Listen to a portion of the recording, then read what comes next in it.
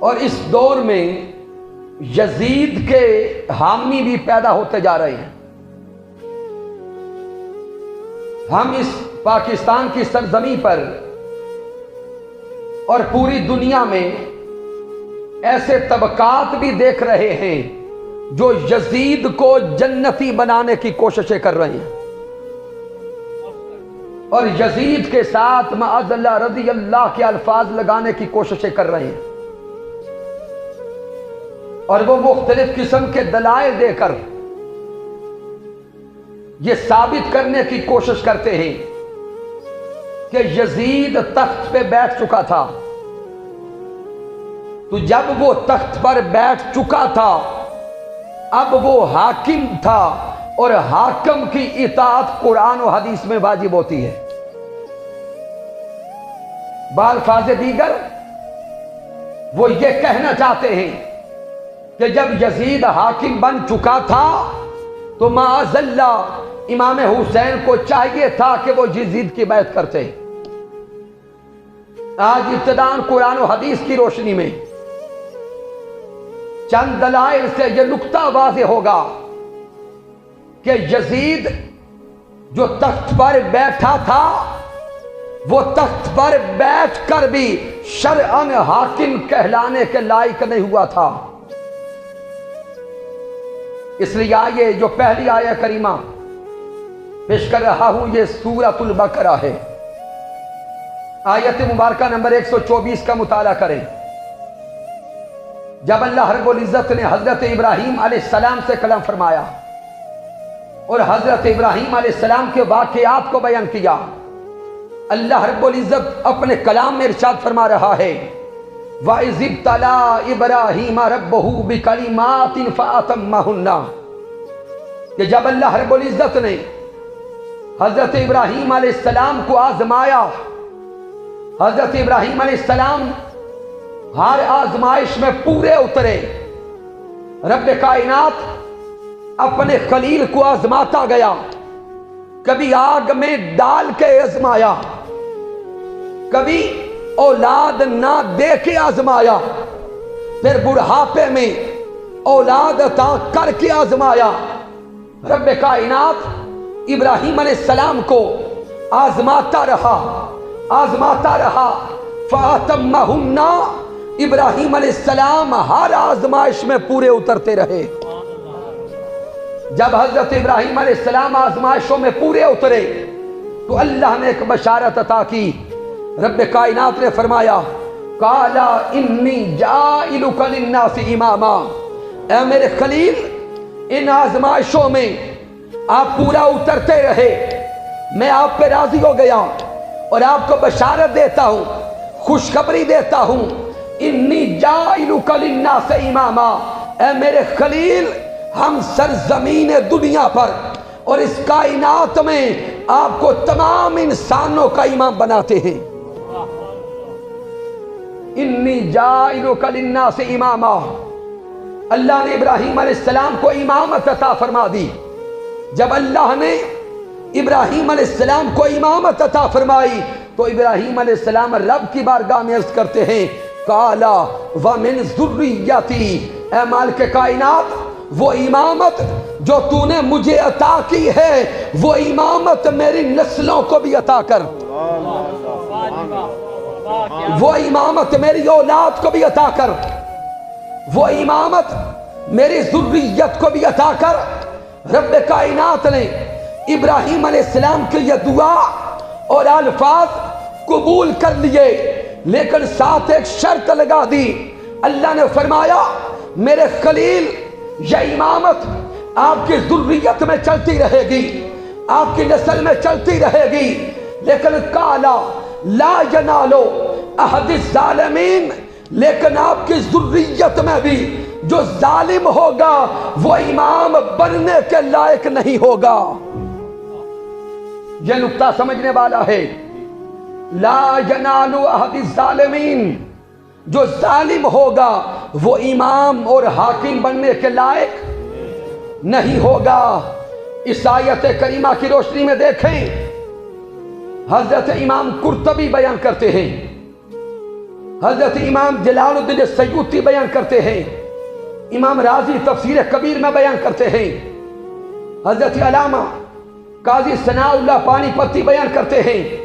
تفاسیر کا مطالعہ کرتے جائیں، ائمہ تفسیر لکھتے ہیں کہ اس آیہ مبارکہ کی روشنی میں جو رب کائنات نے ابراہیم علیہ السلام سے وعدہ کیا کہ آپ کی ذریت میں امامت چلتی رہے گی، لیکن ظالم امام بننے کے لائق نہیں ہوگا، فاسق امام بننے کے لائق نہیں ہوگا، فاجر امام بننے کے لائق نہیں ہوگا۔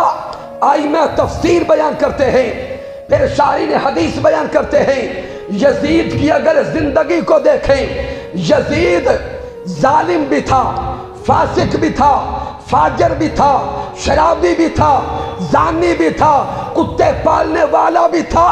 ارے جب رب اعلان کر رہا ہے لا ینالو عہد الظالمین، ظالم حاکم اور امام نہیں بن سکتا، تو قرآن بتا رہا ہے یزید جیسا ظالم کبھی بھی امام و حاکم بننے کے قابل نہیں ہے۔ سامعین محترم، اس سے اگلی آیت کریمہ کا مطالعہ کریں، جس آیت مبارکہ کو بنیاد بنا کر یزید کو امیر ڈکلیئر کیا جاتا ہے۔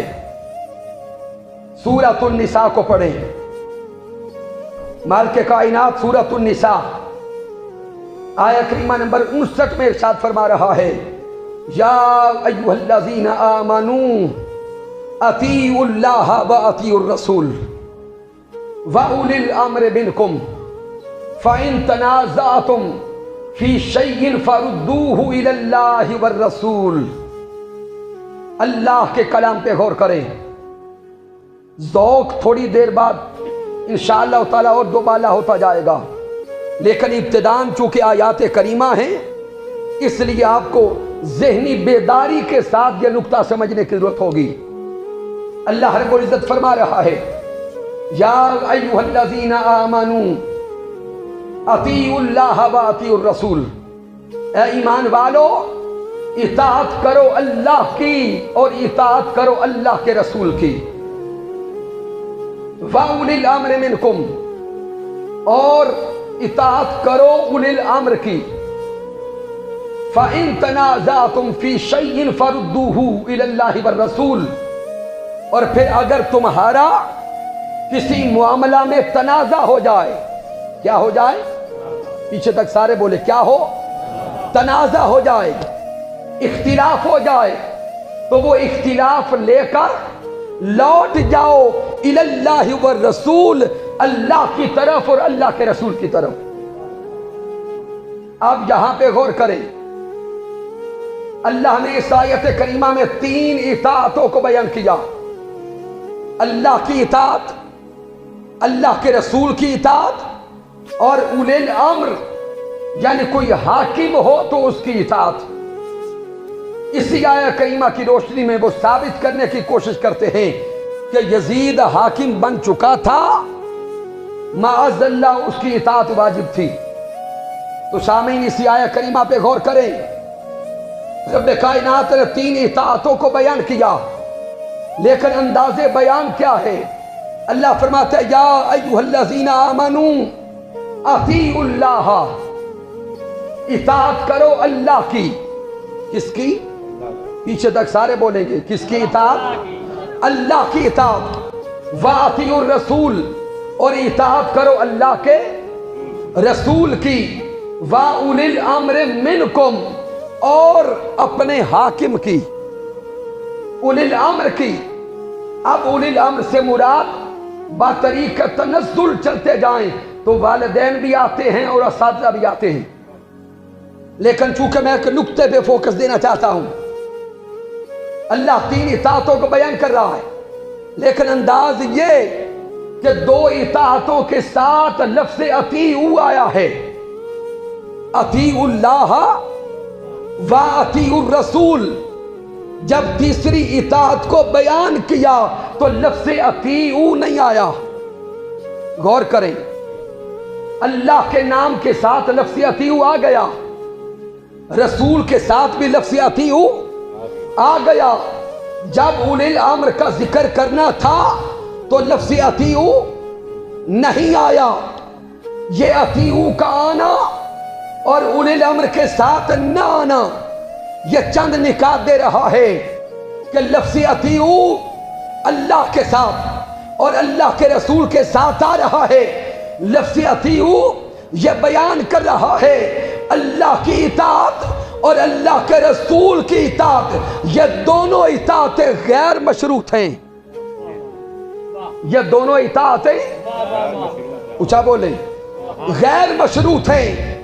اللہ کی اطاعت غیر مشروط، رسول اللہ کی اطاعت غیر مشروط. وَأُولِي الْأَمْرِ مِنْكُمْ لفظ اطیعو کا نہ آنا یہ بتا رہا ہے کہ خدا رسول کی اطاعت تو غیر مشروط ہے، لیکن جو حاکم ہوگا اولی الامر ہوگا اس کی اطاعت مشروط ہے. اور شرط کیا ہے؟ حاکم کی اطاعت اس وقت ہوگی جب وہ خود اطاعت مصطفیٰ میں ہوگا. جب وہ خود اطاعت مصطفیٰ میں ہوگا. اور اگر حاکم اطاعت مصطفیٰ سے نکل جائے، اگر اولی الامر اطاعت مصطفیٰ سے نکل جائے تو اس کی اطاعت پھر واجب نہیں رہتی. پھر اللہ کے قرآن کو دیکھیں، سورۃ الشعراء آیہ کریمہ نمبر 151. رب کائنات فرما رہا ہے وَلَا تُطِيعُوا أَمْرَ الْمُسْرِفِينَ الَّذِينَ يُفْسِدُونَ فِي الْأَرْضِ وَلَا يُصْلِحُونَ. مالک کائنات فرما رہا ہے وَلَا تُطِيعُوا نہ اطاعت کرو امر المسرفین حد سے گزر جانے والوں کی. اللہ قرآن میں فرما رہا ہے حدیں توڑنے والوں کی اطاعت اونچا بولیں نہ کرو. شریعت کی حدود سے گزرنے والوں کی اطاعت نہ کرو. اب وہ بدبخت جو کہتے ہیں یزید حاکم تھا اطاعت کرنی چاہیے تھی، وہ اللہ کے قرآن کو پڑھیں. رب کہتا ہے ظالموں کی، فاسقوں کی، فاجروں کی اور شریعت کی حدود توڑنے والوں کی اطاعت نہ کرو. ارے ظالموں، یزید تمہارا لگتا کیا ہے جس کی اطاعت کرواتے پھرتے ہو؟ پھر آگے آقا علیہ السلام کی تعلیمات کو دیکھیں. میرے محبوب علیہ السلام نے فرمایا لا طاعت مخلوق فی معصیت الخالق. اللہ کی نافرمانی میں مخلوق کی اطاعت کرنا گناہ بن جاتا ہے. آقا فرما رہے ہیں اگر کوئی اللہ کی نافرمانی کا حکم دے تو اس کی اطاعت واجب نہیں رہتی. اب اختصار کے ساتھ آگے بڑھتا ہوں. جب حضرت ابوبکر الصدیق رضی اللہ تعالیٰ عنہ امیر المومنین بنے، خلیفۃ المسلمین بنے، تو حضرت صدیق اکبر کا پہلا خطبہ حضرت صدیق اکبر فرماتے ہیں اے مجھے امیر بنانے والوں، میری اطاعت اس وقت تک کرنا جب تک میں اطاعت رسول میں ہوں. میری اطاعت اس وقت تک کرنا جب تک میں بولیں اطاعت رسول میں ہوں. اور اگر معاذ اللہ میں اطاعت رسول سے نکل جاؤں تو تم میری اطاعت سے نکل جانا. پھر حضرت علی شیر خدا رضی اللہ تعالیٰ عنہ کا خطبہ خلافت پڑھے. حضرت مولا کائنات حضرت مولا علی شیر خدا رضی اللہ تعالیٰ عنہ فرماتے ہیں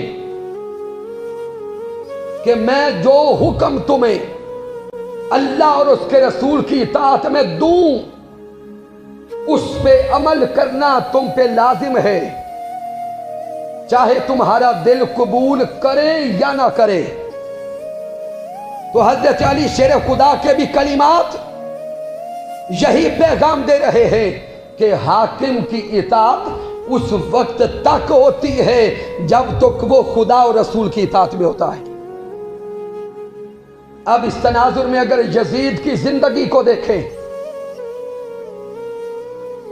اور یزید کی احوال کا مطالعہ کریں تو یزید کی ساری زندگی پلیدی پر ہے،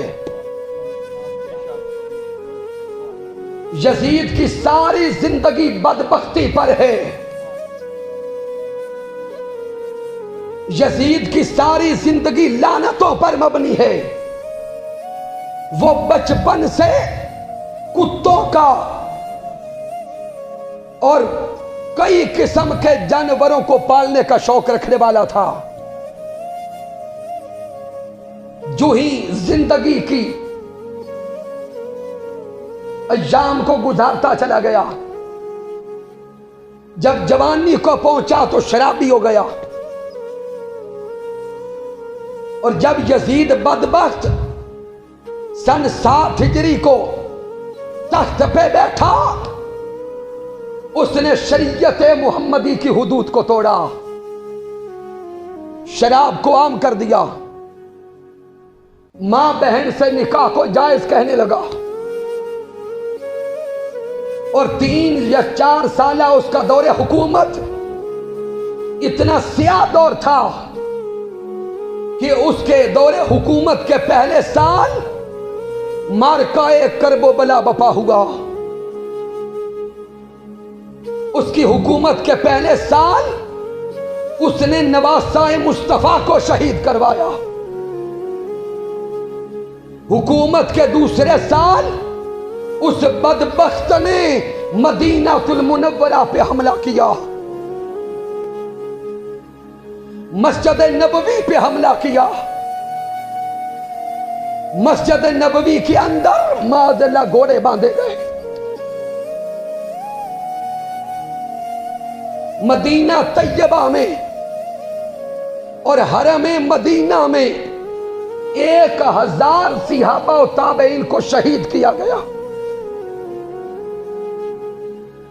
اور مدینہ کی سرزمین پر مدینہ کی ماؤں بہنوں بیٹیوں کی عزتوں سے کھیلا گیا۔ اور اس یزید کی حکومت کے تیسرے سال اس بدبخت نے مکہ المکرمہ پہ حملہ کروایا، خانہ کعبہ پہ پتھر برسائے گئے، اللہ کے گھر پہ آگ کے گولے برسائے گئے، جس سے کعبۃ اللہ کے غلاف کو بھی آگ لگی۔ یہ ہے یزید بدبخت۔ اسی لیے اس صدی کے مجدد نے، اس صدی کے شیخ نے، حضور شیخ الاسلام ڈاکٹر محمد طاہر القادری مدث اللہ علی نے ابھی اسی محرم الحرام میں کفر یزید اور لعنت یزید پر نئی کتاب لکھی ہے، ابھی وہ چھپ کے سامنے آنے والی ہے، تاکہ اس مادیت کے دور میں وہ لوگ جو یزید کے حامی بنتے جا رہے ہیں، جو یزید کی حمایت کرنے والے بنتے جا رہے ہیں، ان کی آنکھیں کھلیں اور قرآن و حدیث کی روشنی میں دیکھیں یزید کا کفر بھی لازم تھا، یزید کا ارتداد بھی لازم تھا، اور یزید پر لعنت بھی لازم ہے۔